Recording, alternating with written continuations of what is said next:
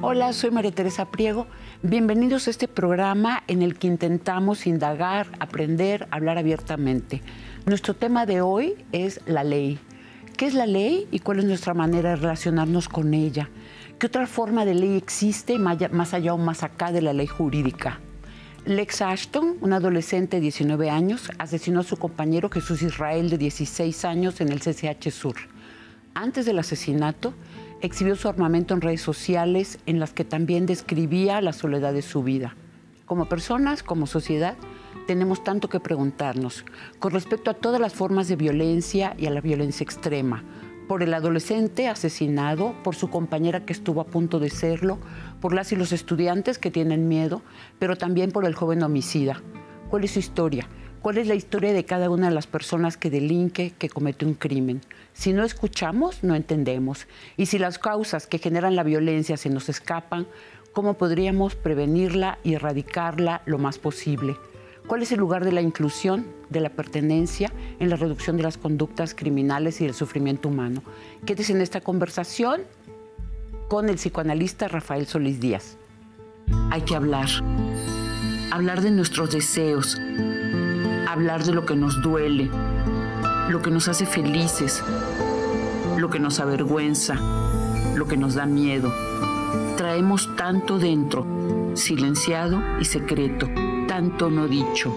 ¿Cómo hablar de lo velado, de lo oculto, de lo que nos mueve? Las palabras que nombran tienden puentes y construyen futuros. Ayudan a escucharnos y respetarnos. Cada cabeza es un mundo, una munda.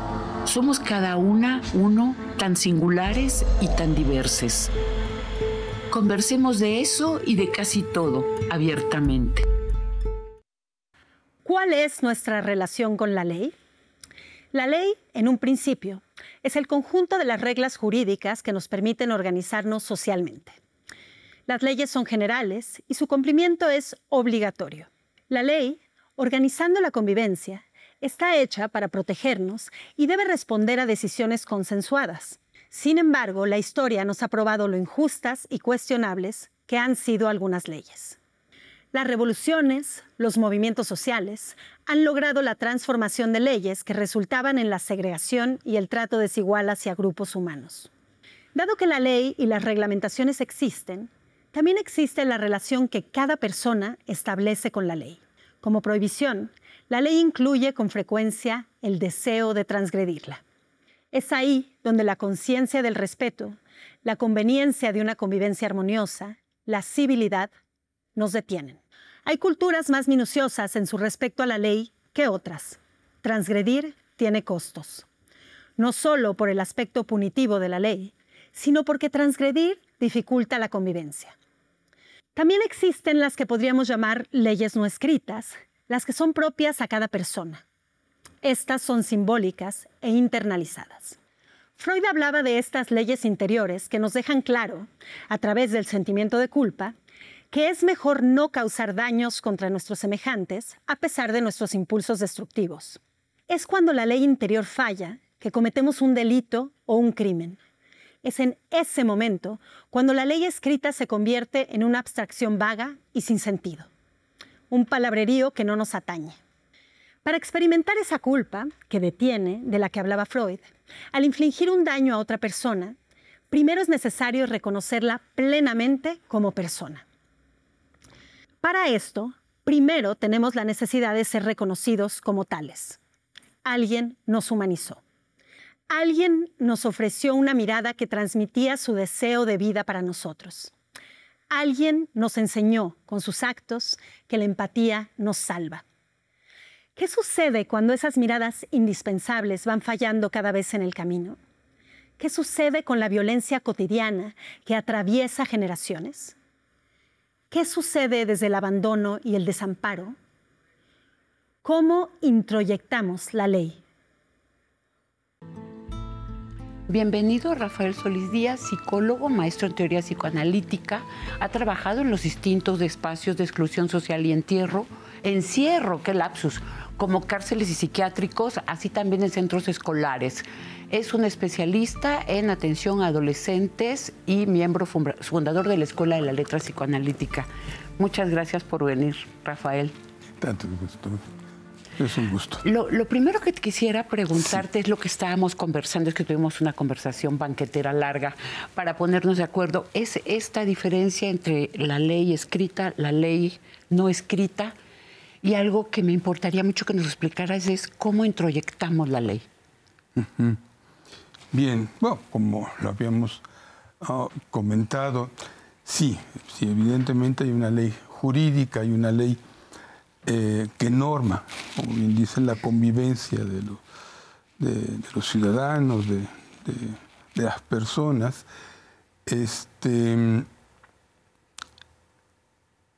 Hay una ley también que estructura a la gente, a las personas, en el lenguaje, en el deseo, incluso, ¿no?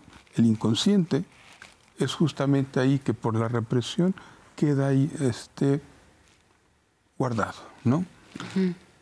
Y que nos sorprende en distintos momentos, que da evidencia de su existencia y que va a ser muy importante, digo, en todos estos temas donde es inconsciente, da señales a veces cruentas de esa ley cuando falla. Cuando digo estamos estructurados, es que hay un momento en la relación padre, madre, hijo, que este vínculo con la madre debe de haber una separación. Esa separación la ejerce el lugar del padre.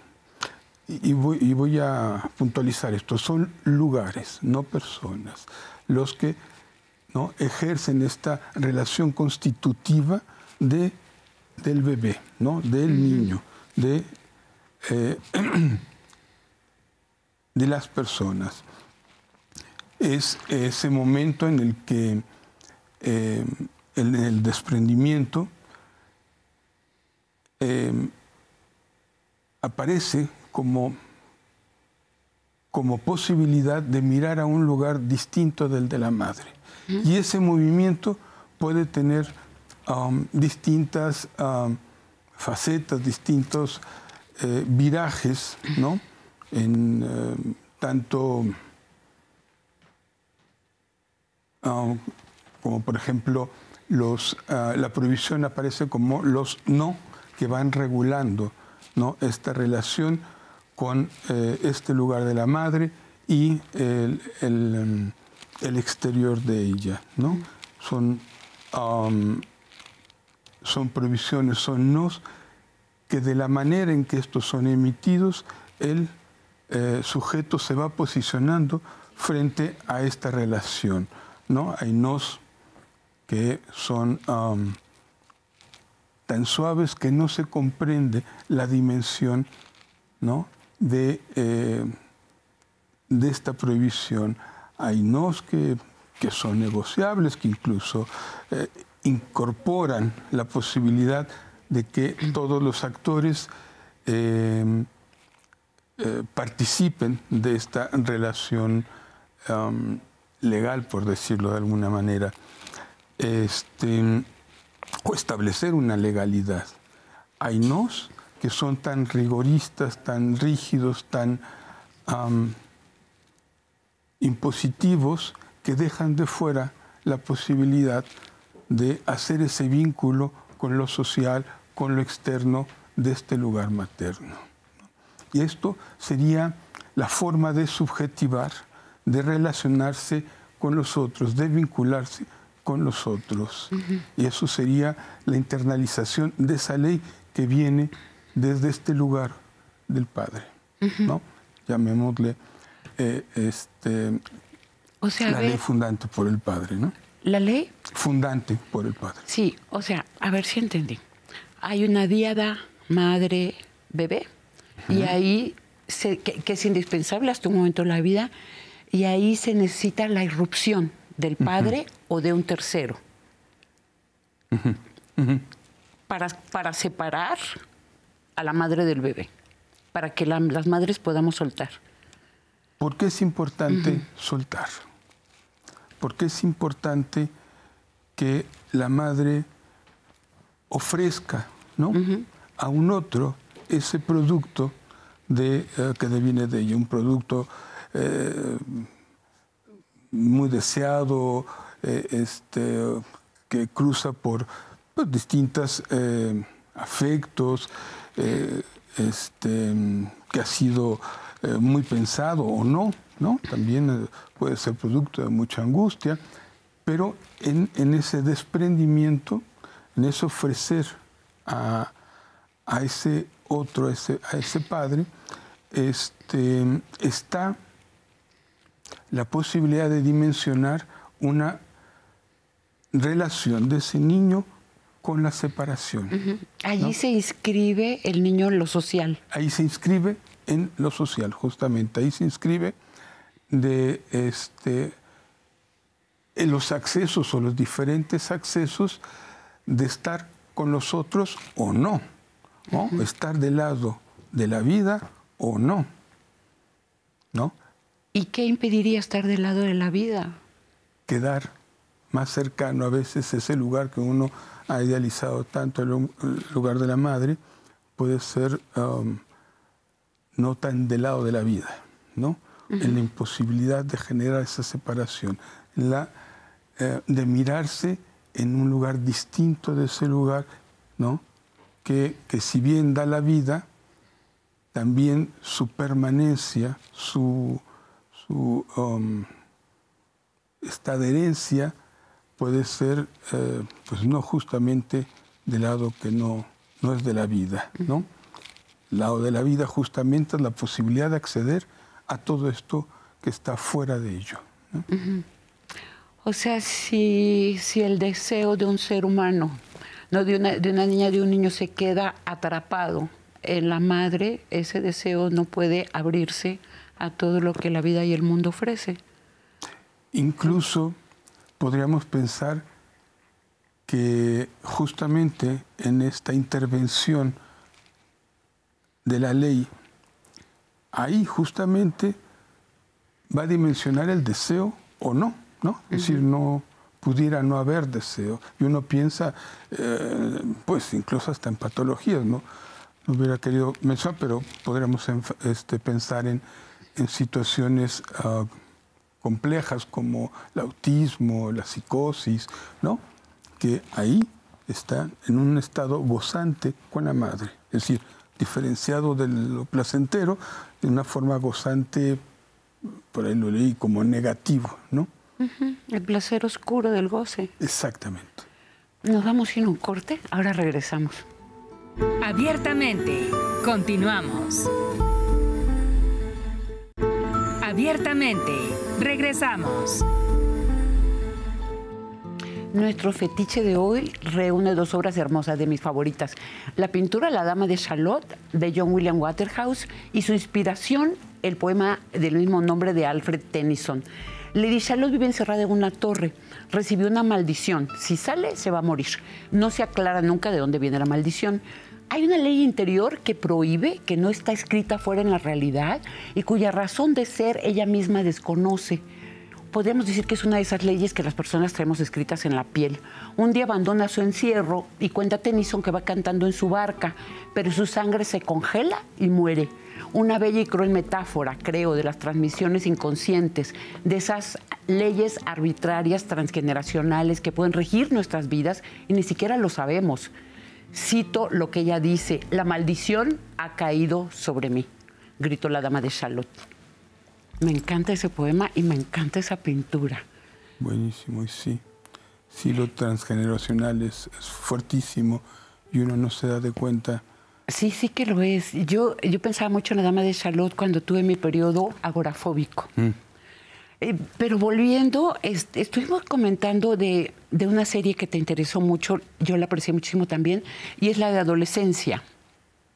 Y tú me decías que te había gustado, porque la manera en la que estaba filmada, cuéntanos tú.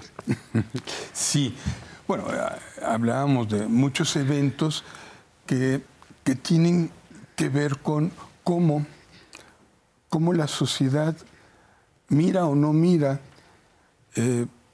eventos tan cruentos como es el homicidio y sobre todo de un adolescente, ¿no?, sobre otro adolescente.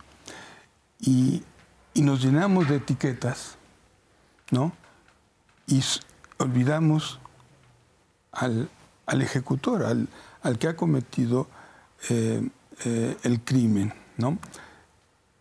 Y la serie es muy interesante porque es una cámara fija, muy bien hecha, es muy bien trabajado ese momento en el que inicia a detener al presunto delincuente, ¿no?, y dar cuenta de todo lo que hizo es como en un pasaje de ir recorriendo desde el momento de la detención, los motivos, ¿no?, el acto mismo,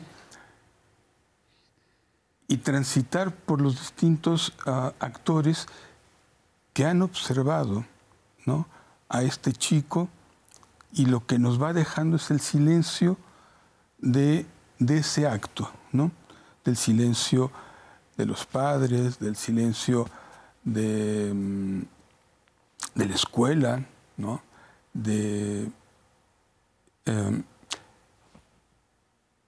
y algo que me llamó mucho la atención, que me gusta mucho también, es que, por ejemplo, si bien aparece la palabra bullying, no se detienen en construir de los chicos, ¿no?, algo bullyingizable, ¿no? O no aparece la etiqueta de los incel, pero no se detiene a etiquetar a los chicos como incel, sino la cámara va dando cuenta de esta historia, ¿no?, de este recorrido que va haciendo este chico desde el acto mismo del acto violento hacia un momento muy importante, que es el reconocimiento de que algo en los padres transitó hacia esa violencia. Es decir,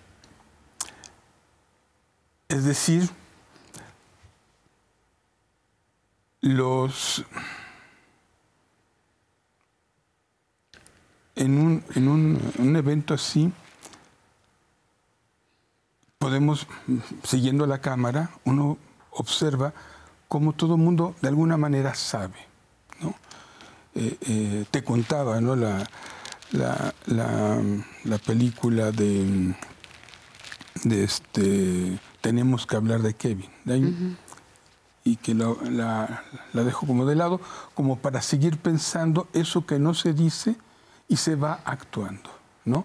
Eso que está ahí como falta, sin quererla reconocer, pasa, ¿no?, como silencio o como deseo no dicho, ¿no? O sea, podemos pensar que el entorno se está dando cuenta que hay algo que falla más de lo deseable en una persona. Algo se va percibiendo y se deja pasar. Nadie se detiene, nadie interviene, nadie pregunta. Y después hay un crimen y es la sorpresa, ¿o cómo? Sí. Podemos, en el ámbito escolar, saber que mucho de lo que sucede se sabe, ¿no?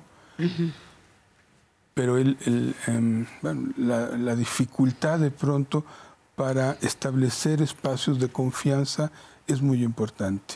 Entonces podemos ver cómo la cámara sigue el tránsito de la escuela, los pasillos, los maestros angustiados, sabiendo que ellos saben, ¿no?, algo de lo que está sucediendo, el policía preguntando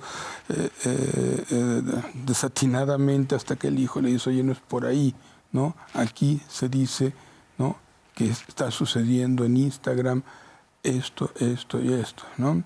Los códigos de ese grupo de adolescentes, porque incluso habría que pensar que que uno piensa en las adolescencias, porque son distintos momentos donde uno puede pensar las adolescencias. Pensamos en este momento, en este lugar, en esta escuela, y uno piensa en todas estas, en estos maestros que de alguna manera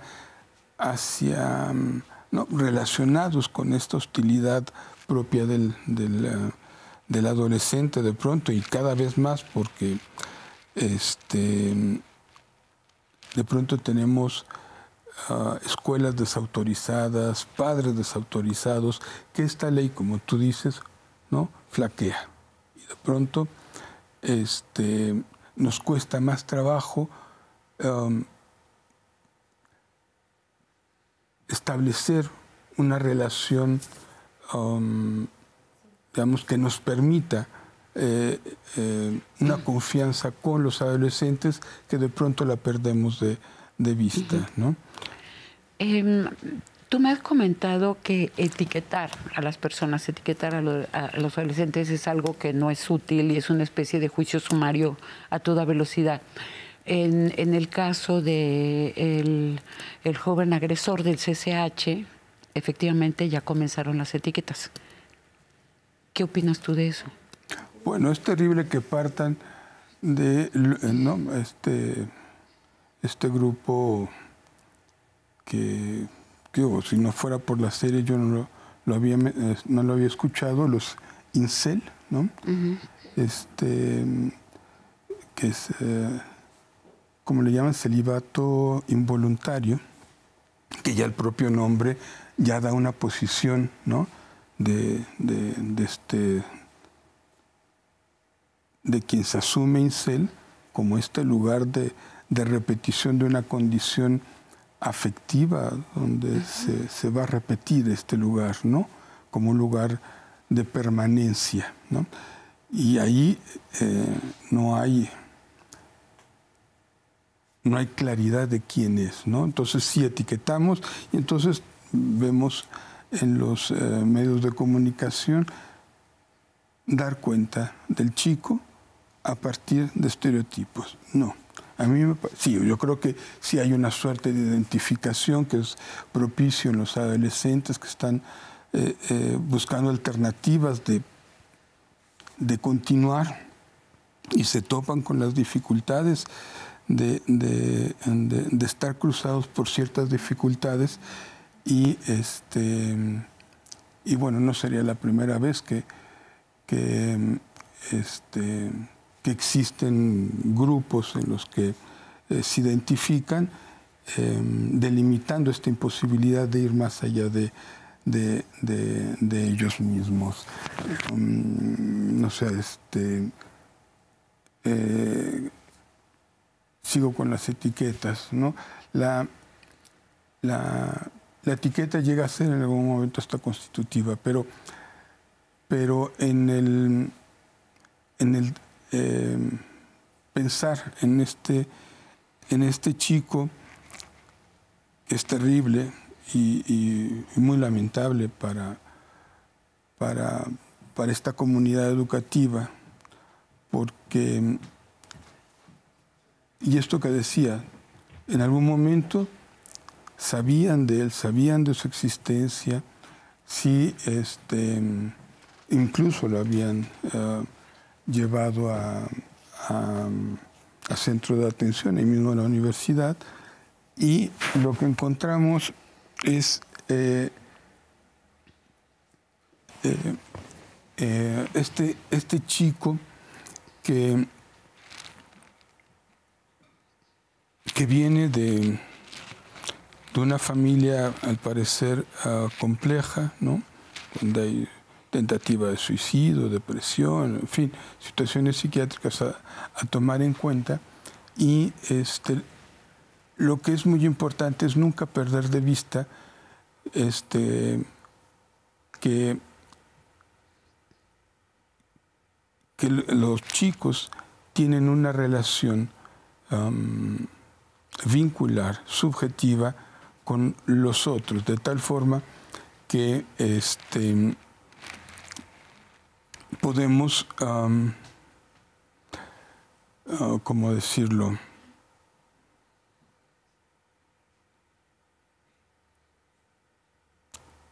No dejar de escuchar al chico, no dejar de escuchar lo que en esa familia sucedía, que de pronto lo dejamos de ver para conformarlos con etiquetas que más hablan de quien las elabora, ¿no?, que de quien describen. Así los diagnósticos psiquiátricos, por ejemplo, ¿no? Vamos a ir a un corte, Rafael. Regresamos en un ratito. Abiertamente, continuamos. Abiertamente, regresamos. Gracias por seguir con nosotros. ¿Cuál es nuestra relación con la ley? Rafael, tú has dedicado muchos años de tu vida también al trabajo en comunidades encerradas, ¿no?, a los claustros. A mí me gustaría mucho que nos contaras tu trabajo en psiquiátricos, pero en estos que están especializados en personas que infringieron la ley, ¿verdad? Yo fui, por 11 años trabajé en centros de reclusión, desde el Reclusorio Sur como subdirector técnico, en el Oriente también como subdirector técnico. Estuve en el Centro Federal de Rehabilitación Psicosocial, que es un centro donde atienden o atendían, porque esto de alguna manera se ha ido desvirtuando porque es un centro de tercer nivel hospitalario y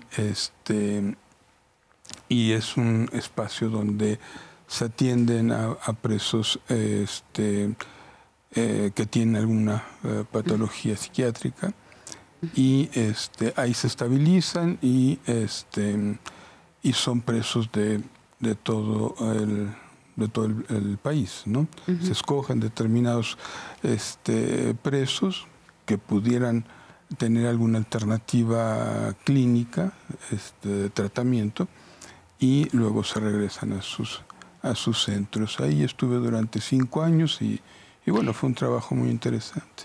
Y si tú pudieras hablar de cuáles son las constantes de lo que ahí se escucha, porque esas personas fueron seleccionadas para seguir un tratamiento con fines de rehabilitación, de un intento de sanación.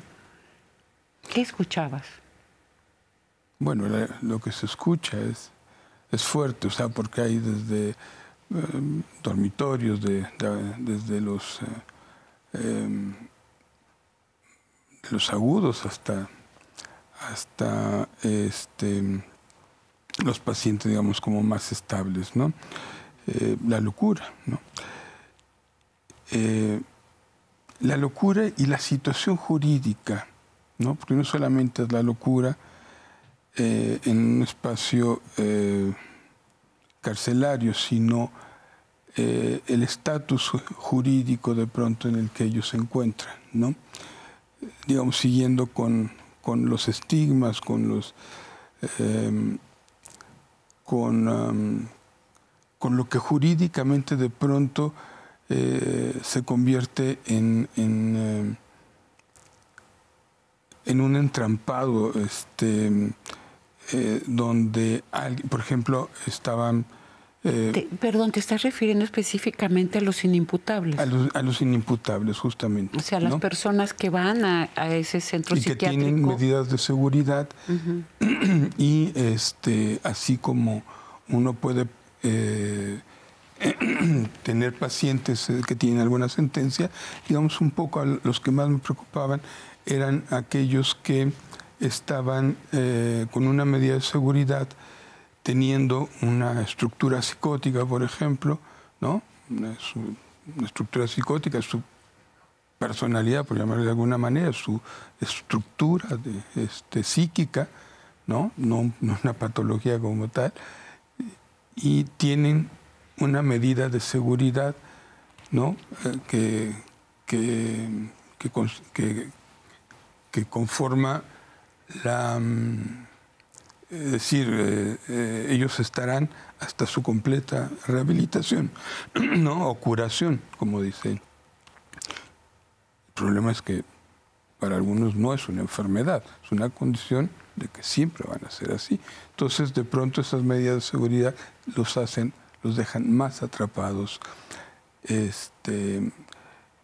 La experiencia de estos espacios también permite ver el lugar, por ejemplo, de lo importante que es la responsabilidad, o el lugar de saberse responsables y no inimputables, no fuera de esta responsabilidad legal, ¿no?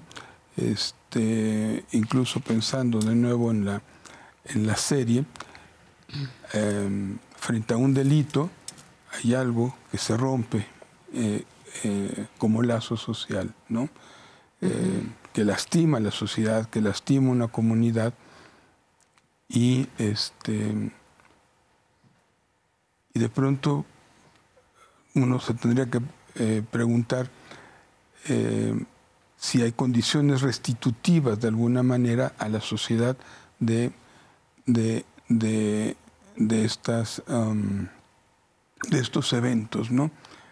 Hay un momento en la serie donde el chico decide que va a cambiar su declaración por el de responsable. En ese momento permite, ¿no?, devolverle a los padres, incluso pensemos en la sociedad, algo de lo que ha sido lastimado, ¿no? Incluso permite a los padres pensarse no desde el lugar armonioso que debería ser la familia, sino desde el lugar doloroso en el que significa saberse en falta, de saberse en esa posibilidad, ¿no?, de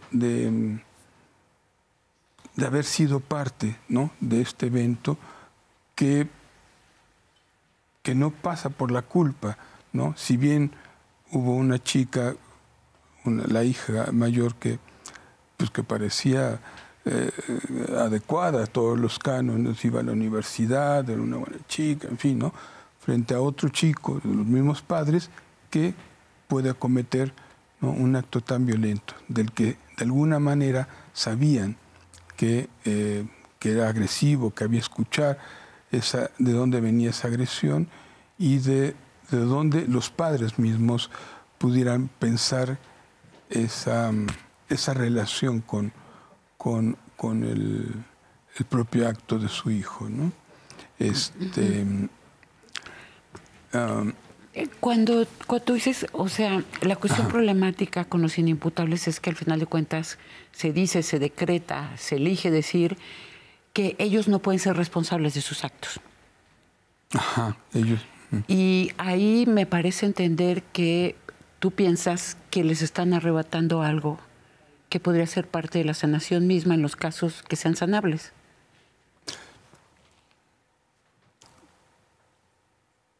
Digamos que da la posibilidad de situar de alguna manera a personas que han cometido delitos, a personas que han quedado alienadas a la locura, ¿no?, poderse situar de otra manera, ¿no?, tener otro lugar que permita dar cuenta de eso que han vivido. En la otra no se puede, porque no son, ¿no? En esta, ¿no?, si bien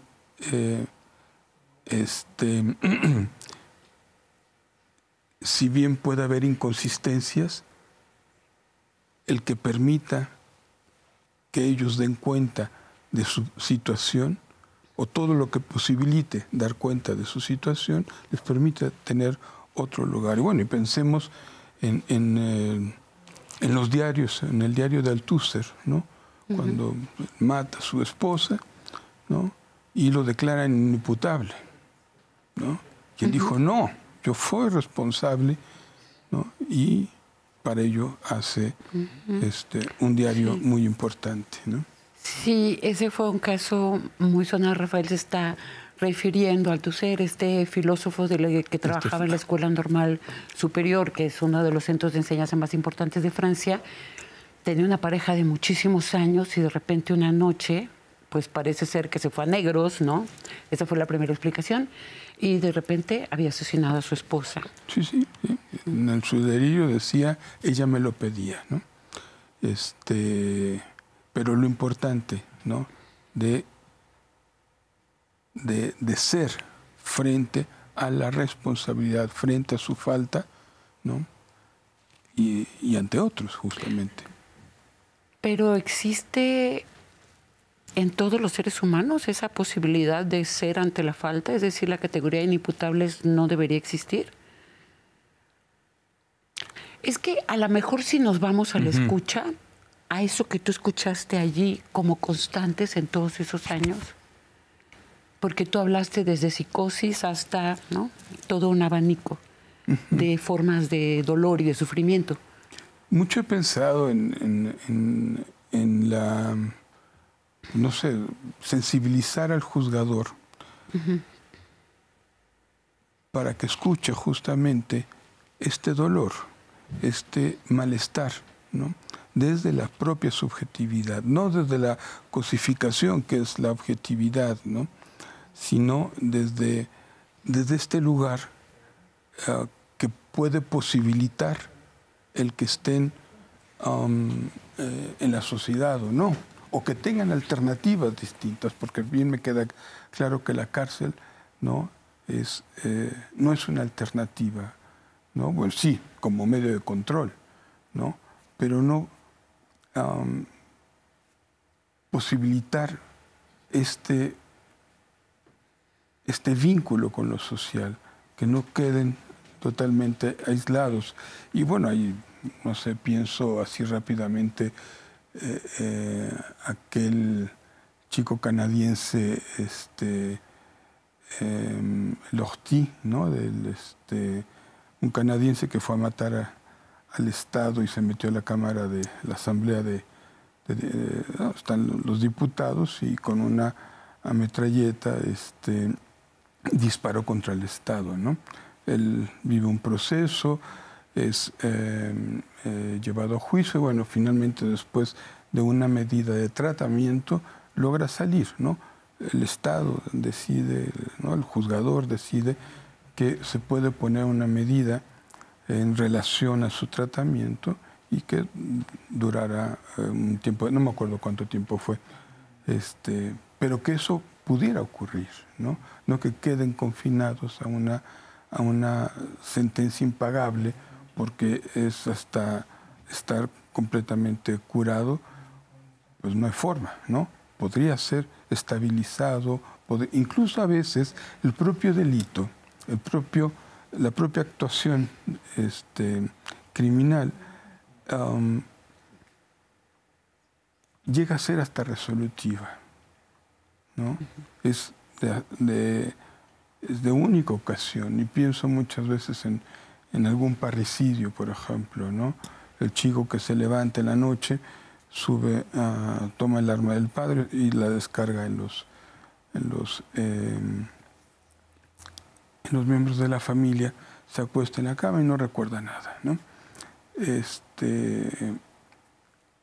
Ahí nosotros podemos pensar que eso no va a volver a suceder porque está de alguna manera acabando con su síntoma, ¿no?, que es ese entorno familiar, ¿no?, que a veces no es el más idóneo para estos. Nos vamos a ir a un corte y regresamos. Abiertamente, continuamos. Abiertamente, regresamos. Nuestra esquinita de lecturas y películas. Los libros. La rabia bajo la piel, del escritor tunecino Sorg Chalandon. Una noche de agosto de 1934, 56 adolescentes se fugan de una colonia penitenciaria para menores en Francia, en donde llevaban una vida más que miserable. La gendarmería los persigue, se suman los vecinos y regresan al entierro, menos uno, Jules. En ese personaje se abre la oportunidad de una vida distinta para quien viene del abandono y la violencia. Ese personaje indaga la posibilidad de confiar, de amar, de aprender a sentirse amado. Es una gran novela. El adversario, un caso muy estremecedor de la vida real que le retoma el escritor francés Emmanuel Carrère. Jean-Claude Roman asesinó a su esposa, a sus 2 hijos pequeños y a sus padres cuando su larga vida de mentiras estaba a punto de ser descubierta. Decía que era médico, pero no era. Decía que trabajaba en una organización internacional de salud, pero tampoco era verdad. Y todos los días salía al trabajo y se sentaba en un parque, en una biblioteca, vivía armando estafas, de esas estafas así como piramidales. Durante el juicio confesó: he matado a todos los que amaba, pero por fin soy yo. Y lo que pasó es que ya era inminente que descubrieran que él había vivido mintiendo. Y antes de caer, de derrumbarse de esa manera ante las miradas de esas personas en las cuales él se sostenía a través de sus mentiras, los mató. Y la serie de la que estábamos hablando, Adolescencias, dirigida por Philippe Barantini. Jamie, un adolescente de 3 años, es acusado de asesinar a su compañera de clase.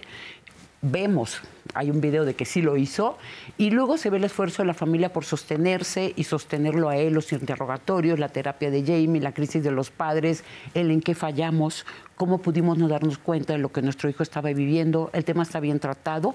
A ti también te gustó, como nos dijiste. Está en Netflix. Sujo, hijo de sicario, la película dirigida por las cineastas mexicanas Astrid Rondero y Fernanda Valadez. Sujo es un niño de 4 años cuando comienza la película, huérfano de madre, su papá es sicario y acusado de traidor lo asesinan al papá. Sujo crece escondido en un cerro, protegido por sus tías que le dicen: tú puedes ser distinto, tú no tienes que ser como tu padre. Cuando la violencia de la tierra caliente la alcanza, huye a la Ciudad de México, y el que nunca asistió a la escuela porque vive escondido, descubre la UNAM y su deseo de estudiar, y también a una profesora que está dispuesta a creer en él y en ayudarlo a romper el círculo de la violencia. Está en Prime Video. Lo juro, esto se trata justo de lo que estábamos hablando. O El jurado, dirigida por el cineasta francés Samuel Telly. Fabio es seleccionado al azar para ser jurado en un caso de piromanía. En el incendio murió un bombero y el jurado debate. Hay quien asocia al pirómano al terrorismo porque es musulmán, quienes llaman a escucharlo, quienes no creen en la rehabilitación posible, también quienes se preguntan si la piromanía es una enfermedad, no sería necesario que accediera a un espacio de tratamiento psiquiátrico y no a una cárcel. Esta está en Filming. ¿Cómo ves? Tenemos que hablar de Kevin, otra película, ¿no? Porque tenemos que hablar de las adolescencias con las que tú has trabajado, ¿te parece? Ajá, sí, justamente, que no sea en medida de lo posible el malestar, ¿no? El que nos llame la atención, ¿no? El que un grupo de chicos han sido agredidos, que han sido lastimados, que no sea ese el llamado de atención, ¿no? Que podamos hacer de nuestros centros comunitarios, centros seguros, de las escuelas, la posibilidad de establecer estos puntos de escucha en el que tanto maestros, alumnos, sabemos que pasan cosas, por ejemplo, en la cuestión de la escuela. Y porque esa violencia, ¿no? Que es, algunos le llaman violencia escolar, ¿no? Pero no se produce la violencia en las escuelas. Es una violencia en las escuelas y que es una violencia social.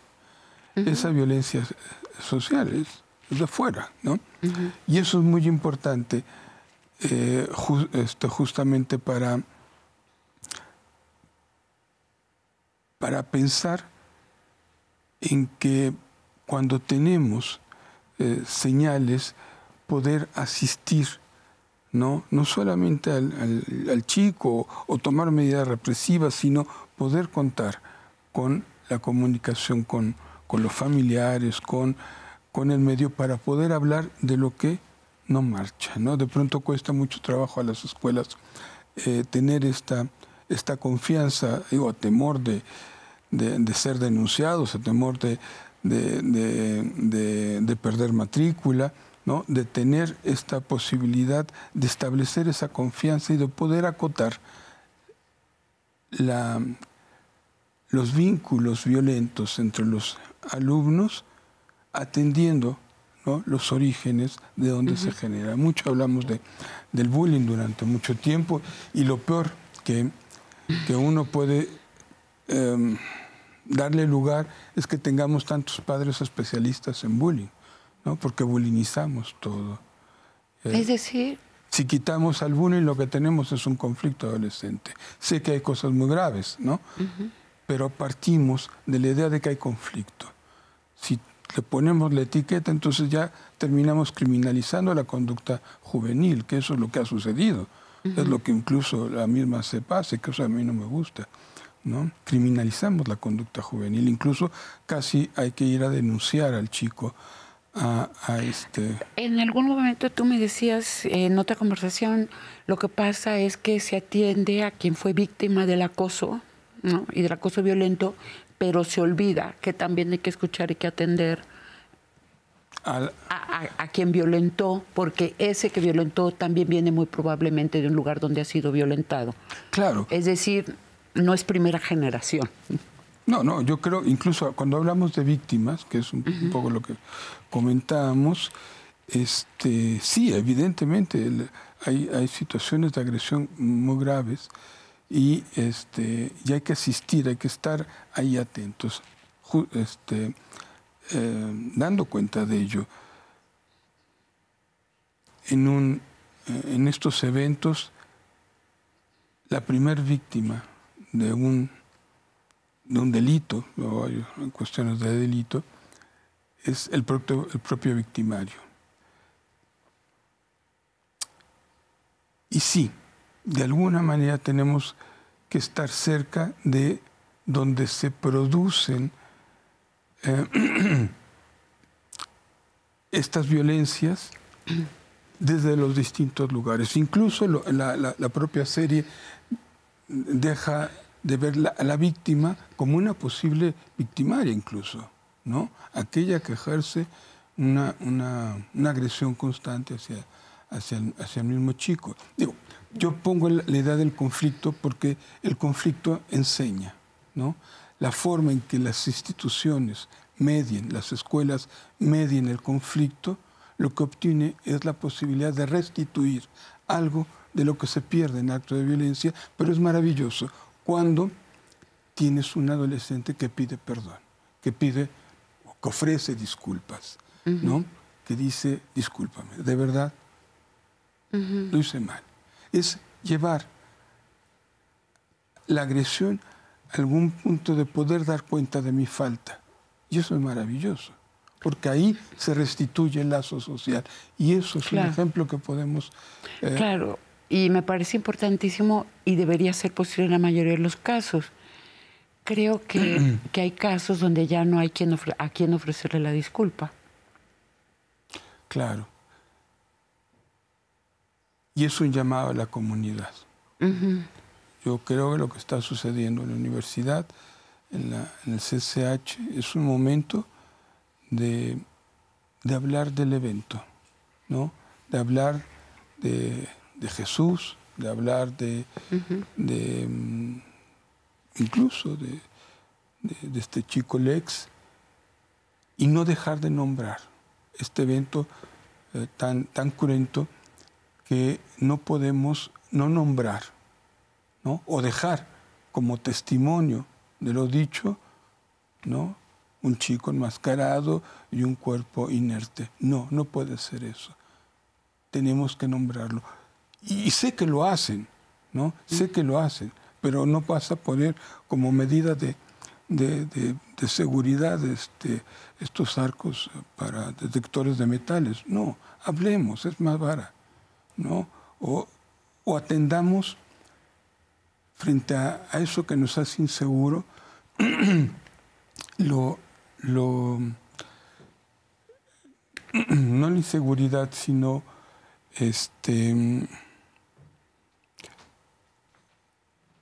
lo que tenemos en la cara, ¿no? Y no queremos nombrarlo, ¿no? No queremos atenderlo, como puede ser, no sé, hablar de la explanada de CCH, que seguramente... No sea no tener miedo a escuchar. No tener miedo a convocar a la escucha y no tener miedo quizá de algo que nos espanta y nos sorprende muchísimo. Es que tú dijiste ese chico sin rostro porque él iba encapuchado, pero me imagino que tenía un doble sentido. Ese chico que supone que no tiene un rostro. Exactamente, que habría que darlo.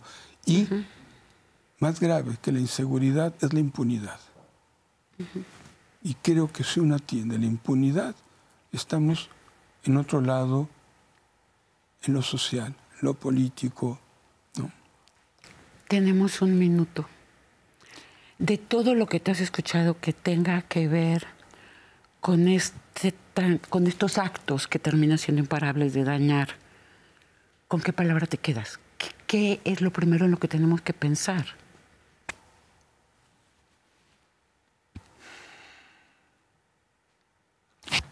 Me quedo con el vínculo, el lazo social y los afectos que una comunidad nos proporciona.